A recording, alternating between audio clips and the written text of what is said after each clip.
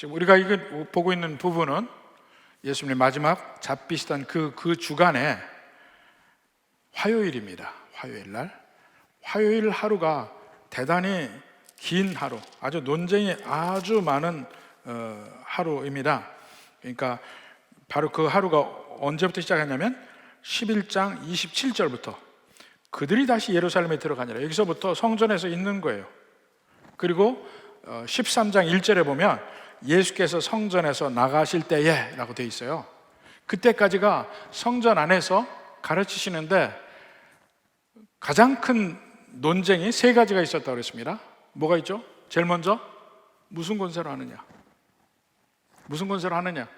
내가 이렇게 가르치고 하는 것이 무슨 권세냐? 그 다음에 세상의 권세는 우리가 어떻게 봐야 될 것인가? 가이사에게 세를 바치는 것이 가하냐? 그 문제. 세상의 권세를 우리가 어떻게 봐야 될 것이냐? 우리는 하나님 나라의 백성인데. 세 번째는 과연 부활이 있느냐 없느냐? 사두개인이 중점적으로 그 공격을 하는 대목이 바로 그 얘기입니다. 그리고 제일 마지막에 예수님 앞에 나온 게 누구냐면 서기관들이에요. 서기관들이 나와서 얘기를 합니다. 계명에 대해서 얘기합니다. 이 율법을 한마디로 요약하면 어떻게 되느냐? 율법의 제일 큰 것이 뭐냐? 하나님 사랑.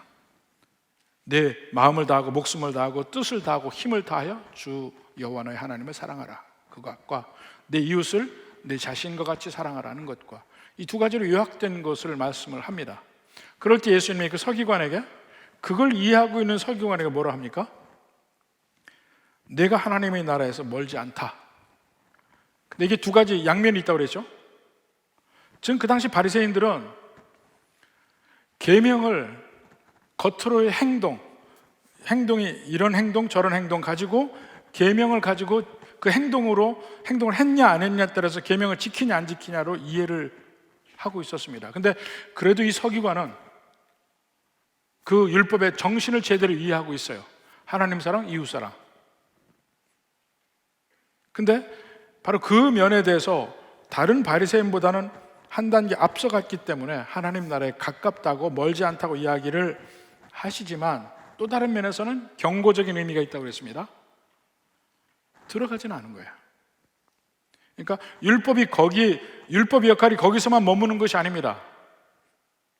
우리의 삶의 목표가 하나님을 사랑하고 이웃을 사랑하는 것이 삶의 목표와 기준이 돼야 되는데 거기에서 끝나는 것이 아니죠. 거기서 끝난다면 우리에게 예수님이 왜 필요한지가 없죠. 정말 예수님의 필요함을 느끼는 사람만이 그 하나님 나라에 들어가는 것이에요. 그래서 예수님의 십자가에 오른편 강도에 대해서 이야기를 했지 않습니까? 오늘 네가 나와 함께 낙원에 있으리라. 그는 들어간 사람이에요. 예수님에 대한 필요를 아는 사람이니까. 이 서기관은 아직도 모르고 있는 겁니다. 그저 율법을 어떻게 지킬 것인가 거기에만 관심이 있기 때문에 바로 이런 말을 듣습니다. 그리고 나서는 이제 모든 반론들 다 이제 답변을 했고 다 반론해서 이겼고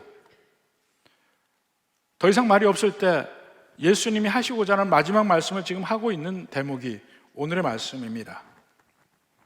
제일 먼저 오늘 본문에서는 두 가지를 이야기해요. 예수님 자신에 대해서, 그리고 서기관으로 대표되는 종교 리더들에 관해서 이 두 가지로 이야기합니다. 제일 먼저 예수님 자신에 대해서 이야기하는 면을 우리가 함께 보겠습니다. 예수께서 성전에서 가르치실 때 대답하여 이르시되 어찌하여 서기관들이 그리스도를 다윗의 자손이라 하느냐. 자, 서기관과 금방 대화를 했어요. 거기 많은 사람들이 모여서 그 대화를 듣고 있습니다. 서기관들이 있는 상태에서, 아니면 서기관이 갔는지도 모르겠습니다. 그렇지만 그 서기관들에 대해서 계속해서 이야기를 하고 있습니다. 서기관들은 바리새인 중에서도 특별히 성경 필사를 위해서 선택받은 사람들이에요. 그러니까 그들은 입는 옷도 틀립니다. 하얀 옷을 입었어요. 그러니까 어디를 가든지 표가 나요. 사람들은 그들을 가장 존경받을 만한 사람으로 알았습니다. 그들이 가는 자로는 비켜주고 일어서고 존경을 표시하고, 그들은 자기들이 이렇게 존경받을 만한 사람이라고 생각을 하고 살았어요. 사람들은 그들에게 랍비여 하고 그들의 가르침도 받았고, 그리고 어디를 가든지 이 서기관이 끼어야 좋은 잔치야. 높은 자리에 이 서기관 한 사람 앉혔다면 그 잔치는 아주 권위가 있는 잔치가 되는 겁니다. 바로 그들에 대해서 이야기하는 거예요. 서기관들이 그리스도를 다윗의 자손이라 하느냐? 사실 지난번에도 말씀드렸지만 성경을 일반 백성들은 알 수가 없습니다. 성경의 가르침을 어떻게 하냐면 성경을 접하고 있는 서기관들이 가르쳐 줘야 돼요. 또 다른 면에서는 이들을 학사라고도 얘기했어요. 에스라 때부터 학사라는 말이 있잖아요.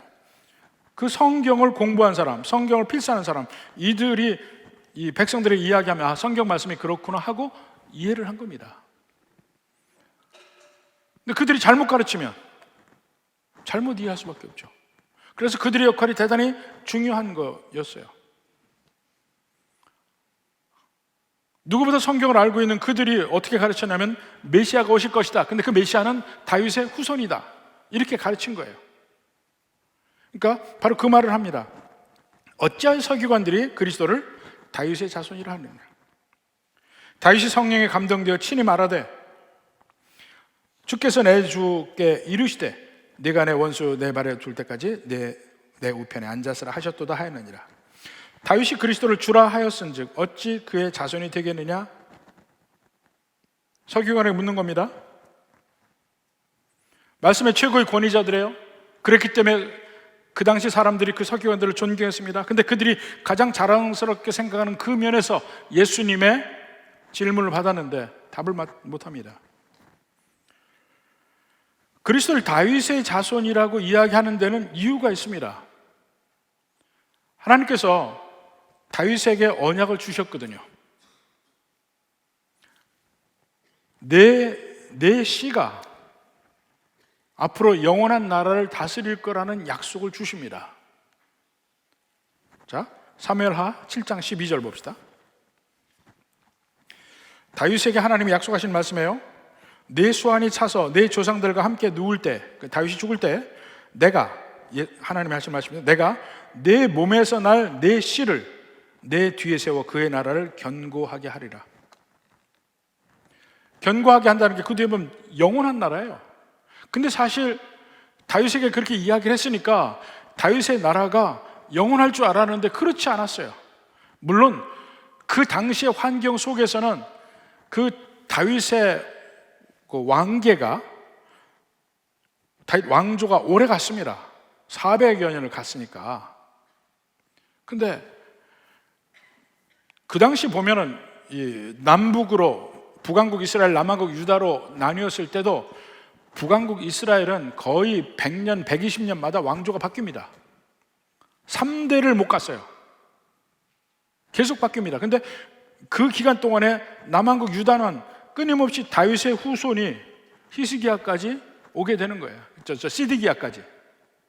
시드기야까지 마지막 왕까지 다윗의 후손이에요. 400여 년을 그 다윗 왕조가 유지가 됐습니다. 그 당시 고대 근동의 왕조들을 보면 3대 이상 가는 왕조가 거의 없었습니다. 다 역성ಹಿ명으로 바뀌고 막 바뀌고 했는데 유별나게 긴 왕조이긴 했지만 영원한 왕조는 아니었어요. 망했어요. 망하니까 백성들이 생각할 거 아닙니까? 아니, 하나님이 약속하셨는데 다윗의 후손을 통해서 영원한 왕국을 약속하셨는데 왜 우리는 망했을까?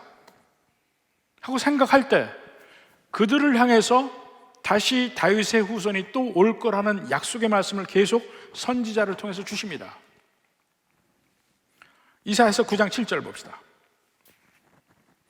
물론 이사야 선지자는 유다 왕국이 망하기 전에 히스기야 왕 때의 선지자이지만 앞으로 망할 것을 예언하고 망한 뒤에 있을 일까지 같이 이야기해서 거기에 다 있습니다. 그 정사와 평강이 더함이 무궁하며 또 다윗의 왕자와 그의 나라에 군림하여 그 나라를 굳게 세우고, 그게 누구냐면 앞으로 올 다윗의 후손 메시아가 이렇게 한다는 말입니다. 다윗의 왕자가 그 나라에 군림하여 그 나라를 굳게 세우고 지금 이후로 영원히, 영원한 나라예요, 영원히 정의와 공의로 그것을 보존하실 것이라. 하나님이 다윗의 왕조를 영원히 보존시킨다는 거예요. 그 다윗의 후손을 통해서 만군의 여호와의 열심히 이를 이루리라. 인간이 하는 것이 아니고 하나님이 그 일을 이루시겠다는 약속의 말씀을 주신 거예요. 그 후손, 다윗의 후손을 지금 기다리고 있어요. 그가 메시아예요. 예레미야 23장 봅시다. 이것은 남왕국 유다가 완전히 멸망할 당시 시드기야 왕 때의 선지자죠. 그러니까 멸망 전, 멸망 후를 다 본 선지자예요. 그가 예언합니다. 여호와의 말씀이니라. 보라, 때가 이르니니 내가 다윗에게 한 의로운 가지를 일으킬 것이라. 다윗의 후손이에요. 그가 왕이 되어 지혜롭게 다스리며 세상에서 공의와 정의와 공의를 행할 것이며. 이 메시아를 기다리는 내용입니다. 근데 여기서 말하는 메시아는 온 나라 위에 군림합니다. 그리고 오늘 말씀에도 36절 보면 주께서 내 주께 이르시되 내가 내 원수를 내 발 아래 둘 때까지. 승리하는 메시아예요. 만국을 다 이기고 왕이 되는 메시아입니다. 이를 기다리는 거예요. 근데 이 말씀은 자, 다윗의 후손이라고 서기관들이 다 가르쳤는데 왜 다윗은 그를 주라고 일컫느냐 이거예요. 근데 그 말씀이 어디 나옵니까? 시편 110편 1절에 나와요. 시편 110편 1절에 보면 여호와께서 내 주에게 말씀하시기를 이라고 돼 있어요. 근데 이스라엘 백성들이 뭐라고 읽어요? 여호와라는 말은 원래 없는 말이라고 그랬죠. 바로 이 하나님의 이름이 나올 때마다 아도나이라고 읽었어요. 주께서 내 주에게 말씀하시기를 이라고 돼 있습니다. 주께서 내 주에게 말씀하시기를. 예수님이 인용한 것 똑같은 말이죠. 주께서 내 주께 이르시되. 자, 내가 내 원수들로 내 발판이 되게 하기까지요. 발등상이라고 보통 얘기했죠. 발을 올리는 풋스툴이라고 합니다. 발을 올리는 그 왕좌에 앉았을 때 올리는 그걸 얘기합니다. 원수들로 내 발판이 된다 하면 완전히 제압하는 거잖아요. 발 아래 둔다는 건 제압을 했다는 얘기예요. 완전히 제압할 때까지 너는 내 오른쪽에 앉아 있으라 하셨도다. 근데 여기 나오는 것이 여호와께서 내 주에게. 근데 그 주가 누구냐면 앞으로 올 메시아를 얘기하는데 그 메시아가 바로 다윗의 후손이라 말입니다. 근데 다윗은 고백하기를 그 다윗의 후손으로 오실 그분에 대해서 주님이라고 얘기했지 않느냐, 이걸 말하죠.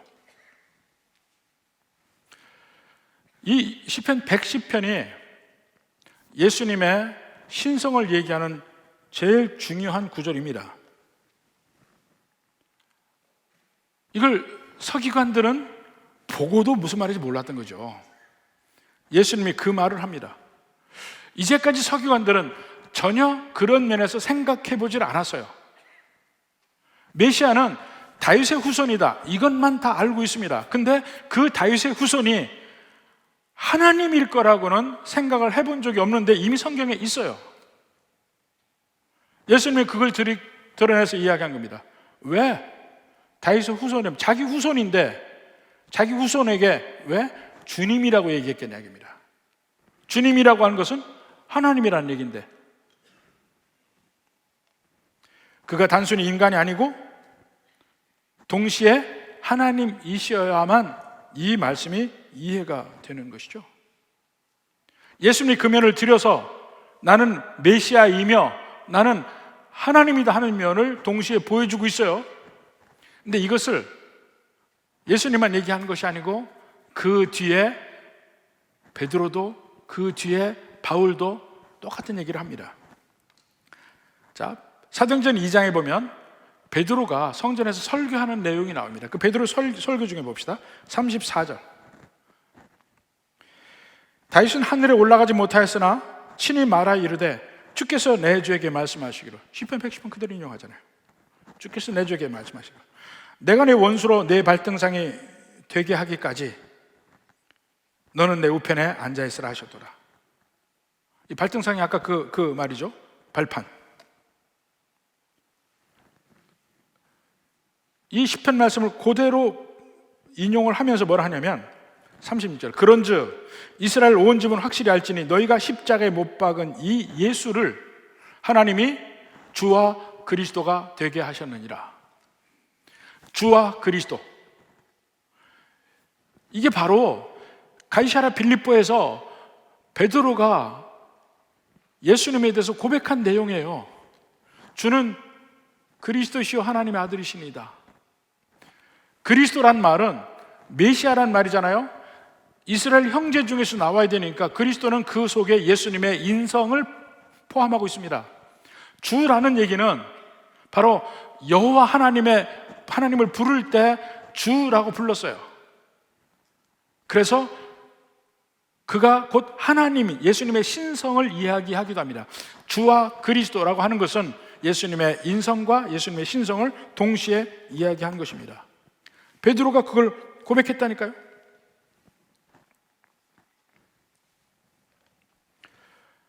똑같이 시편 110편을 히브리서에도 이야기하고 있습니다. 히브리서 1장 13절, 어느 때 천사 중 누구에게 내가 내 원수로 내 발등상이 되게 하기까지 너는 내 우편에 앉으라 하셨느냐. 이것은 질문이 아니에요. 어느 때 천사 누구에게 이렇게 귀한 말을 했느냐? 아무도 한 적이 없어요. 오직 예수님에게만 이 말을 했다는 거예요. 예수님이 천사보다 더 높은 존재라는 걸 먼저 이야기합니다. 히브리서는 끊임없이 이스라엘 백성들이 이야기한 높은 존재들보다 더 예수님의 위라는 걸 얘기해요. 예수님은 천사보다 높은 존재, 예수님은 선지자보다 높은 존재, 예수님은 모세보다 높은 존재, 계속 얘기를 합니다. 그들은 다 하나님의 말씀을 전달했던 사람들이에요. 예수님도 성부 하나님의 말씀을 전달하는 분이에요. 옛날에 전달한 것은 구약이에요. 근데 구약 성경의 말씀을 안 듣는 사람이 다 멸망했는데 예수님의 말씀을 안 듣는 사람은 얼마나 더 하겠느냐. 예수님은 그분들보다 더 높은 분인데. 이게 히브리서 전반부의 핵심 내용이란 말입니다. 똑같이 얘기하고 있어요. 히브리서에도 예수님이 바로 하나님이시라는 면을 이야기하는데, 특히 너는 내 우편에 앉아 있으라 하는 그 말에서 예수님의 그 메시아의 부활이 이 안에 들어가 있단 말입니다. 예수님의 부활이,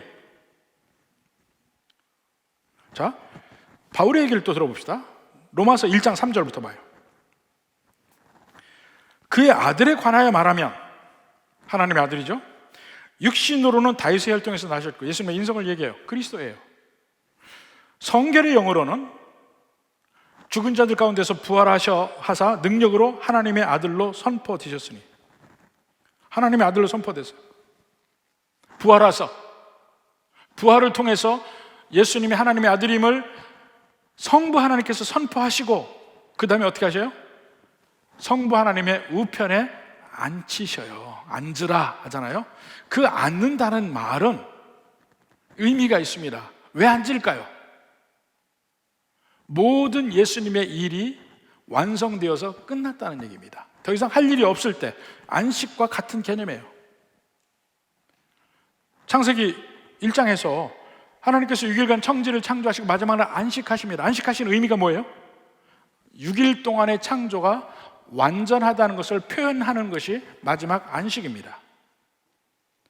예수님이 모든 일을 마치고 하나님 우편에 앉으시는 것은 예수님의 구원 사역이 완전하고 완성됐다는 의미예요. 그러니까 앉으라는 얘기는 이미 살아있어야 앉죠. 부활이 전제가 되어 있다니까요. 그러니까 이 모든 것을 통해서 예수님은 누구이신지를 충분히 이야기하고 있어요. 시편 110편을 통해서 내가 누군지를 아느냐? 나는 인간으로 다윗의 후손이지만 하나님이시다. 그러므로 다윗이 나를 주라고 이야기했다는 거예요. 근데 서기관들 그때까지 생각은 전혀 그 오실 메시아가 다윗의 후손이고 자기들 형제 중에 나는 것은 알지만 그분이 하나님이라는 건 전혀 알지 못했죠. 성경에 있는데 안 보이는 거야. 그들의 생각 속에 굳어져 있어서. 그러니까 이렇게 얘기하니까 서기관들이 말을 못 하잖아요. 그걸 보고 그 사람들이 어떻게 해요? 37절에 보니까 많은 사람들이 즐겁게 듣더라. 왜 즐겁게 들었을까요? 자기들이 존경하는데 그 서기관들, 성경에 대해서는 가장 많이 알고 그들이 얘기하면 그게 법이야. 그들이 얘기하면 그 방향으로 살아야 마땅한 거야. 그렇게 생각하는 그들이 말문이 막혔어요. 그 자체가 보기가 즐거운 거예요. 그러니까 권위가 있는 사람이 권위가 무너지는 순간이 옆에서 보는 사람은 즐겁다니까요. 저도 앞에서 여러분에게 설교하고 뭐 사회를 보고 이렇게 하지만 앞에서 제가 실수할 때를 여러분이 제일 즐거워하는 것 같아요. 똑같아요. 권위가 있는 사람인데 그 사람이 인간적인 모습이 보이고 실수하고 뭘 잘못하고 이럴 때 그 성경에 대해서는 최고의 권위자인데 그 성경에 대해서 말을 못하는 그 순간을 보니까 즐거운 거예요. 그렇다고 해서 예수님의 말씀을 그 사람들이 다 이해한 건 아니에요. 단지 서기관들이 그렇게 무너지는 걸 보고 같이 즐거워한 것 뿐이에요. 자, 서기관들이 그러니까 새로 오는 세대에서 전혀 준비가 안 돼 있는 거예요. 그들은 백성들을 이끌 위치에 있는 사람들이에요. 근데 그들이 새로운 세대에 대해서 준비가 안 돼 있으니까 모든 백성들조차 준비가 안 되는 거예요. 예수님이 십자가에 가시는 바로 그 과정 중에서 그 다음에 예수님이 누구신지를 이렇게 밝게 보여 이야기하지만 그들은 다 이해를 못해요. 나중에 이해를 한 거예요.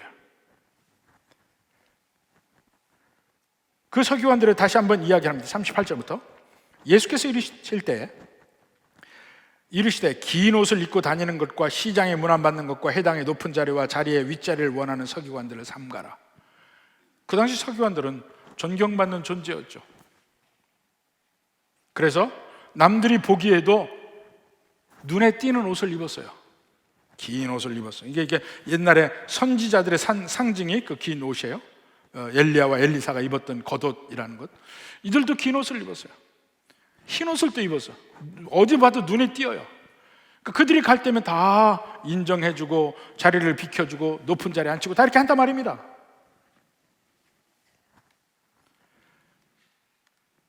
앉을 때 보던 윗자리에 앉고 그들을 삼가라.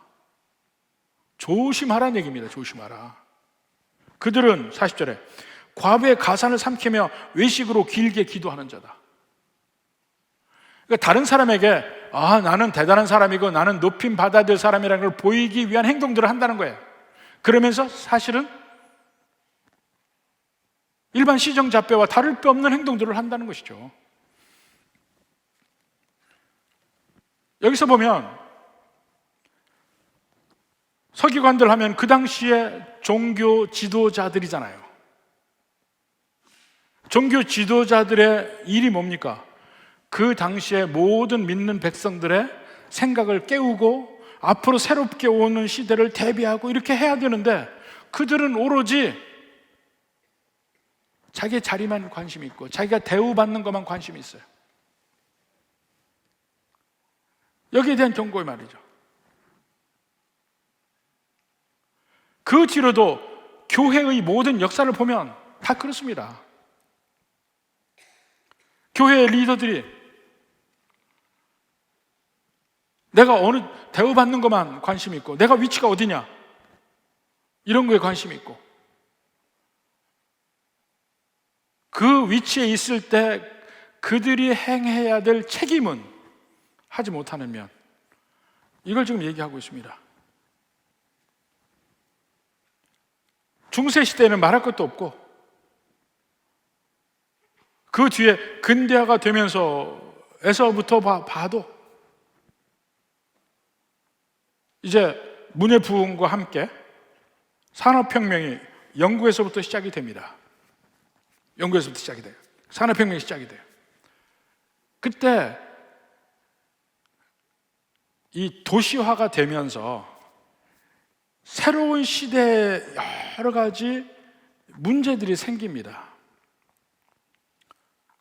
막 이제 런던으로 사람이 모이면서 매연에 런던의 하늘이 보이지 않아요. 공장들이 많아서. 그리고 수없이 많은 사람들이 시골에서 와가지고 열악한 환경 속에서 그 공장에서 일을 해야 되는데 굉장히 열악했습니다. 아무리 하루 종일 일을 해도 먹고 살기가 힘들 정도였어요. 그때 이제 노동자에 대해서 눈이 아직 뜨기 전에 그 노동자 중에 가장 열악한 환경 속에 있는 것이 어린아이들이에요. 어린아이들. 이 초등학교 저학년 애들, 5살, 6살 되는 애들, 부모들이 돈을 받고 팔았으니까 그들이 나가서 일을 했습니다. 애들이 무슨 일을 할까 싶죠? 애들이 하는 일은 그 산업 현장에서 가장 열악한 환경의 일을 애들이 했어요.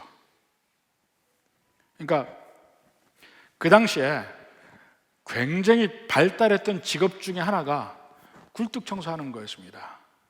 굴뚝 청소. 처음으로 그때 모든 공장이 석탄을 떼기 시작했어요. 석유도 없었습니다. 석유 나중에 발견해요. 전부 석탄이에요. 그래서 영국의 석탄 산업이 발달했죠. 있는 대로 다 썼어요. 그래서 석탄으로 모든 걸 돌리는데 가정집은 그렇다 치고 이 굴뚝 청소하는 사람이 다니면 옛날에 50년대, 60년대 초까지 우리나라에도 있었어요. 이 앞에 큰 솔 같은 솔 같은 게 달려 있고 이렇게 쇠줄로 이렇게 돌려서 이렇게 메고 다녔습니다. 기억이 안 나시면 메고 다녔어요. 우리나라에 있었어요. 이렇게 다니면서 굴뚝 청소하러 다녔습니다. 근데 가정집은 그걸 넣어서 계속 쑤시면은 굴뚝이 청소가 됐어요. 그 청소가 되는데 공장은 그게 안 되네. 공장은 굴뚝도 커요. 높아요. 50m에서 100m 막 이렇게 올라가는 굴뚝을 이걸로 다 청소가 안 되는 거예요. 그래서 어떻게 해야 되냐면 사람이 들어가야 돼요. 사람이 들어가야 되는데 어른이 들어가기에는 굴뚝이 작아. 그래서 어린애들이 몸을 홀딱 벗고 몸으로 들어가서 굴뚝 청소를 했어요. 그 먼지를 다 떨어내야 돼. 그래야 이 연통이 하니까. 이 굉장히 큰 문제였습니다. 그게 그 당시에 그 굴뚝 청소하는 사람의 이 커리커처도 나와 있어요. 그 그림으로도 나와 있어요. 막장이 어디입니까? 막장. 된장 옆에 막장이 아니고 광산의 제일 끝을 막장이라고 그래요. 근데 막장에 가면 마지막 굴이 작기 때문에 애들이 들어가야 돼. 제일 어려운 쪽을 애들이 해야 돼요. 애들이 엄청나게 고통을 받고 일찍 죽어갔습니다. 근데 그 산업혁명 초기의 기간 동안에 교회에선 거기에 대해서 일절 말을 해본 적이 없어요. 그렇게 고통받고 있는데, 왜냐하면 그것이 이제까지 볼 수 없었던 새로운 환경에, 근데 새로운 환경에 대해서는 뭐라고 해야 될지 모르는 거예요. 마치 여기 서기관들이 그들이 보지 못한 새로운 환경에 대한 대비가 안 돼 있잖아요. 이미 성경에는 있는데 이해를 못 하잖아요. 대비가 안 돼 있어요. 산업혁명 당시에서도 그런 일이 벌어질 줄은 몰랐죠. 인권의 문제에 대해서 얘기를 하지 않은 거야. 나중에 영국에 의해서 그래도 크리스찬들이 나서서 그걸 금지하는 법을 통과시킵니다. 근데 오랫동안 교회에서 말을 안 했다니까요. 그것이 나쁜 줄도 몰랐고, 미국에 가서는 이 노예제도요, 참 재밌는 게 이 노예제도가 남부 사람들이 찬성한 거예요. 모든 플랜테이션, 그러니까 이 유럽 사람들이 미국에 와서 돈을 벌려고 했는데 그 중에 남부에서 잘한 게 그 목화 산업을 한 거예요. 목화 산업. 그리고 더 남쪽으로 가면 그 열대 쪽, 그러니까 서인도 제도를 중심으로 해서 남쪽으로 가면 사탕수수를 재배를 했습니다. 전부 다 사람 노동력이 필요해요. 그래서 그 노동력을 아프리카에서 노예로 데려온 거야. 미국 남부도 이 아프리카 사람들 데려왔고, 서인도 제도도 아프리카 사람 데려왔어요. 그래서 지금의 서인도 제도 사람들이 다 새까만 이유가 원주민이 아니에요. 원주민은 우리처럼 동양적이에요. 마야 문명, 잉카 문명, 이 아즈텍 문명 전부 다 동양적입니다. 그 아시아 계통이에요. 근데 아프리카 사람이 들어와서 다 새까매진 거예요. 지금 사람들 전부 새까만 사람들밖에 없어요. 다 노예들로 와서 그래요. 그래서 그 노예에서 하는 문화들이 생기는데, 미국의 남쪽, 이 조지아, 노스캐롤라이나, 사우스캐롤라이나 여기서부터 시작을 해서 미시시피, 알라바마 이쪽이 이 전부 이게 이 남쪽에 전부 목화를 재배를 했습니다. 근데 노동력이 필요하니까 이 노동력을 아프리카에서 데려왔어요. 노예로. 북쪽은 그 이후에 공장을 돌리기 시작합니다. 산업혁명 이후에 북쪽이 주로 공장이에요. 근데 공장에 사람이 필요한데 사람이 없어요.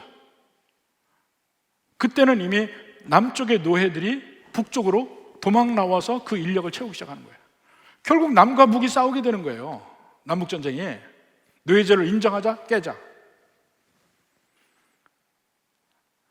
그 이후에도 오랫동안 남쪽의 노예제도는 계속 갑니다. 흑백 인종차별이 70년대 초까지 있었어요. 미국에서. 남북전쟁으로 모든 노예가 법적으로 해방됐지만 실질적인 사회에서는 해방되지 않았어요. 근데 그 남부가 우리가 뭐라고 부르는 줄 아세요? 바이블 벨트라고 부릅니다. 바이블 벨트.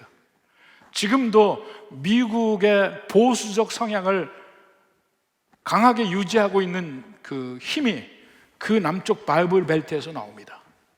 남침례교가 전부 거기를 장악하고 있고, 이 PCA라고 하는 장로교도 거기 있고, 전부 그쪽에 지금도 교회가 주일날 되면 그 남쪽의 교회는 꽉꽉 찹니다. 북쪽의 교회가 비어있지. 북쪽은 자유주의로 갔어요.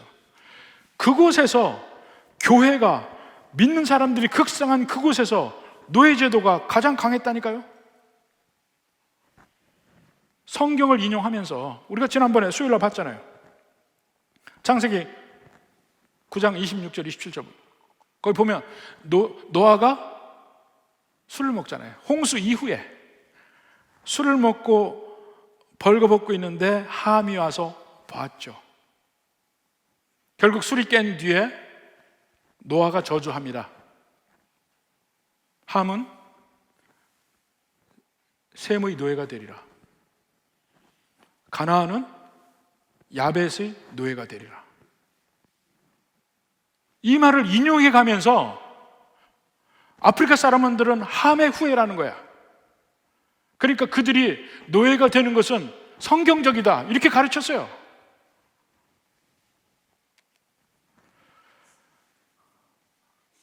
이런 면들이 교회에서 계속해서 하나님의 뜻을 구하고 하는 일이 없이 여기 서기관 같은 리더들이 쭉 살면 결국 그렇게 됩니다.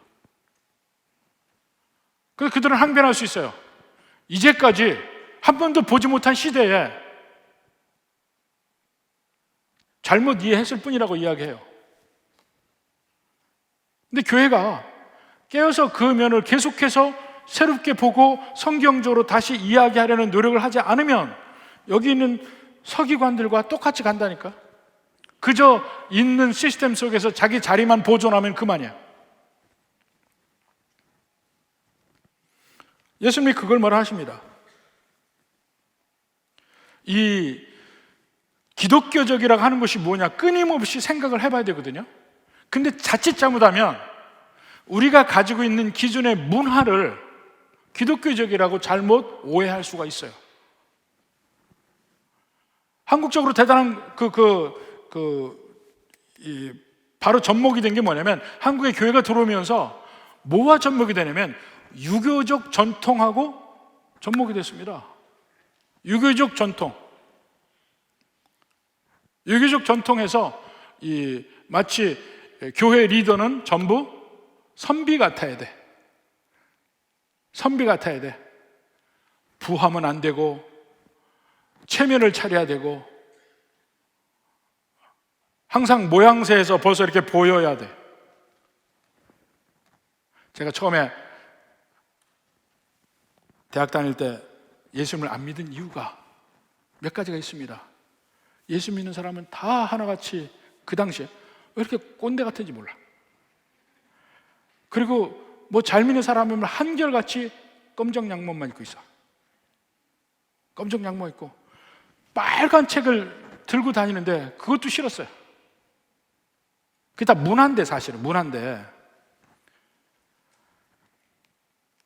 그 문화적인 면에서 새롭게 변해되는 사회 속에서 어떻게 하면 적응을 할 것인가 하는 면도 생각을 하지만, 그 속에서 교회가 정말 교회다운 게 뭔지, 예수님 믿는다는 게 뭔지를 끊임없이 신선하게 던져줘야 되는데 그걸 못한 거예요. 선비적인 게 기독교적인 것으로 착각을 했고, 그러니까 예배도 조용하게 드려야 돼요. 뭐든지 하지 말아야 돼. 이 금욕적인 것을 경건하다고 생각을 했어요. 그러니까 교회에서 뭔가 즐기는 일을 하면은 안 되는 걸로 알았어. 근데 예수 믿는 게 보면요, 가장 즐거운 일이 돼야 돼요. 우리만이 구원받은 사람이잖아. 우리가 갈 길이 가장 좋은 곳으로 가는 사람들이 왜 지금 생활에서 조금 잠시 어렵다고 해서 우리 기쁨을 뺏기냐는 거예요. 예배도 그런 면이 표현돼야 돼. 즐거워야 돼.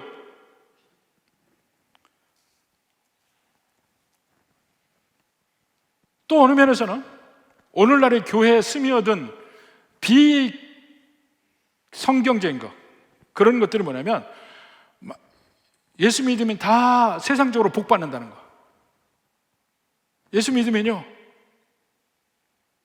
하나님이 기도는 응답하셔요. 그렇지만 기도 응답이라고 해서 내가 원하는 대로 모든 세상의 복을 누린다는 의미는 아니에요. 예수 믿을 때 성경에서 예수님이 더 많이 이야기하는 것은, 너희들이 나를 따르면 너희 십자가 각각 져라. 좁은 문으로 가라. 좁은 길로 가라. 세상이 나를 핍박한 것처럼 너희를 핍박할 것이다. 이런 얘기는 다 잊어버렸어요. 처음에 예수님 믿을 때부터, 오늘 예수님 믿은 사람부터 가르쳐 줘야 돼요. 예수 믿는다는 것은 앞으로 가시밭길 가는 거다. 말해줘야 된다니까요. 대개 교회는 전도하면 다 잘 될 거다, 잘 될 거다 딸랑딸랑 하다가 조금 있다 보면 하나씩 제시를 하는 것 같아. 그러니까 어떤 사람이 그러더라고요. 교회 다니는 게 어떻게 보면 마치 수렁 속으로 자기를 자꾸 끄집어 들어가는 것 같대. 쉽게 믿는 줄 알았더니 하나씩 예수 교회 다니면 이거 해야 된다고, 요거 해야 된다, 또 11조도 해야 된다, 시간도 어떻게 해야 된다, 헌신도 해야 된다, 하나씩 요구사항을 그 다음에 집어넣는다는 거예요. 그래서 차라리 처음부터 다 얘기를 해줘야 돼. 예수 믿는 건 이거다. 저도 처음에 제일 먼저 배웠던 게 헌금하는 거 배웠어요. 처음 예수 믿자마자 배운 게 헌금이에요. 그러니까 처음에 믿을 때 배우니까 오히려 쉽더라고요. 교회 다니다가 나중에 배우면 힘들어요. 뭐든지 헌신하는 것도 첫날부터 헌신하는 거 배워. 오늘 믿었어요? 가서 설거지해. 첫날부터 배우면은 오히려 믿음이 이런 거는 제대로 알기 시작한다니까요. 근데 예수 믿으면 복 받는다 뭐 이렇게 하면 잘못된 아이디어를 가지고 있어요.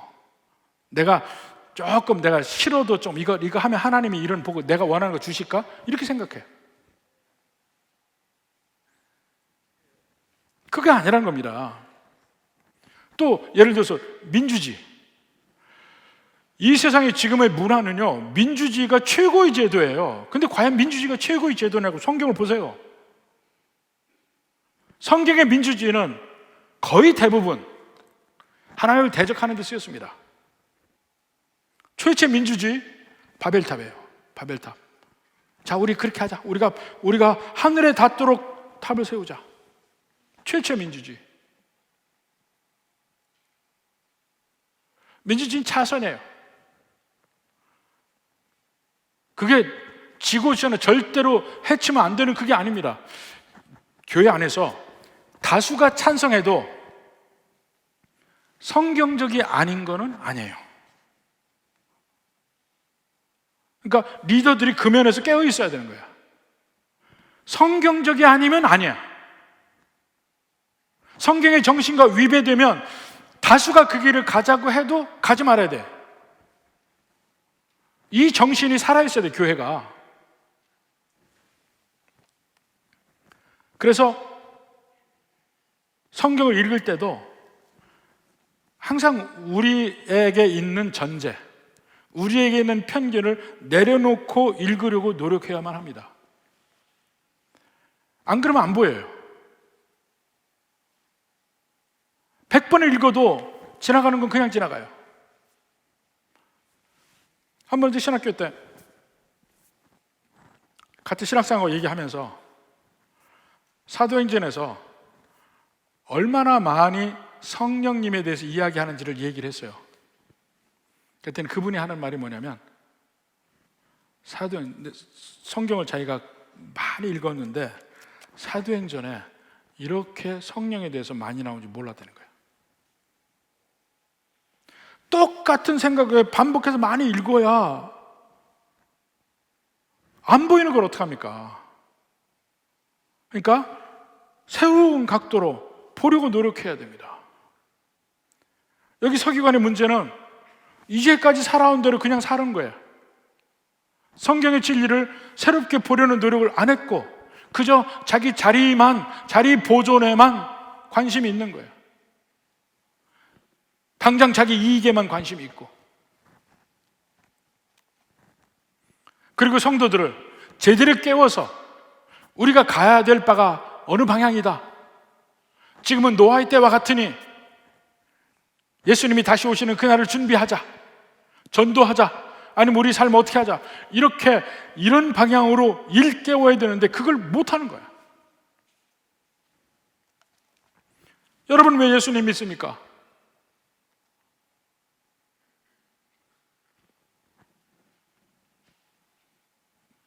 내가 잘 먹고 잘 살려고? 혹시 문제 생기면 기도해서 그 문제를 뚫고 나가려고 예수님 믿어요?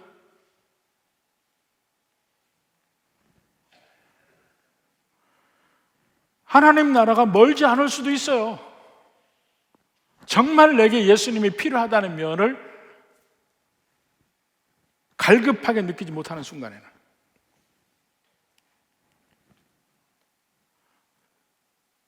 저는 교회에서 모든 주일마다 여러분에게는 예수님이 필요합니다, 이 얘기가 전해지길 원해요. 여러분, 다른 사람보다 더 멋지고 깨끗하고 잘 사는 것 같아요? 여러분도 예수님이 필요한 사람이라. 예수님이 필요한 사람이라. 예수님이 여러분을 위해서 돌아가셨다. 왜 돌아가셨는지 아느냐? 다른 길이 없기 때문에. 내가 스스로 나를 깨끗하게 할 수 있는 길이 없기 때문에. 그걸 제대로 아느냐? 예수님을 바로 보고 그 예수님 앞에 무릎 꿇고 예수님이 우리에게 하시는 말씀에 진수가 무엇인지 보려고 하고, 내가 보고 싶은 것만 말고, 기도하면 뭐든지 다 주시리라 이런 것만 보지 말고 나를 따르라, 자기 십자가를 지고, 이런 것 좀 보라 이겁니다. 세상이 나를 미워하니까 나의 제자인 너희도 미워할 거다, 그거 좀 보라 이겁니다. 세상이 여러분을 미워하지 않으면 여러분은 어쩌면 예수님의 제자가 아닐 수도 있어요. 그러니까 안 미워하지. 모든 면에서 존경받고 잘 산다? 그건 제대로 된 그리스도인의 삶이 아닐 수 있다니까요. 부디 다시 한번 깨어서 내가 어떤 기준으로 사는가, 내가 예수님이 내게 무슨 말을 하셨는가, 우리 교회에 무슨 말을 하셨는가, 이런 면을 다시 보려고 노력하는 그러한 삶을 살면서 지금 생각의 그 틀이, 사고 틀이 바뀌었으면 좋겠어요. 부디 이 은혜 안에서 그냥 예수 믿고 복 받는다 이러지 말고 예수님 믿고 산다는 의미를 다시 한번 깊이 생각할 수 있는 우리 성도들 되기를 주님의 이름으로 축원합니다.